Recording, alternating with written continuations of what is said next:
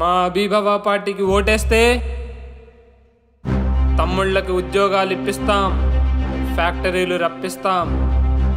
మా అబ్బాయి ప్రహ్లాద్ పాలిటిక్స్లోకి రావాలనుకుంటున్నాడు సార్. టీచరే తప్పు చేస్తే స్టూడెంట్స్ని ఎలా సార్ ఆపేది? ఇల్లు కట్టిస్తాం, ఫ్రీ బియ్యం ఇస్తాం, 1000 అంబులెన్సులు ఇస్తాం. అయినా అది ఒక డార్క్ డ్రైనేజ్, దానిలో దిగి స్విమ్మింగ్ చేస్తానంటావేంటి? మీరు ఆ డ్రైనేజ్లో దిగి బాగానే కలర్ వచ్చినట్టున్నారు కదా ఎమ్మెల్యే గారు. సారీ చెప్పు. డబ్బులు, సీసాలు, క్యాష్లు ఇవి చూసి ఓటేసే ముష్టి మొక్కలు రమ్మి. మీ పొలిటీషియన్స్ పదవుల కన్నా ప్రాస్టిట్యూట్ హోమ్స్లో చేసే పని. కమోష్!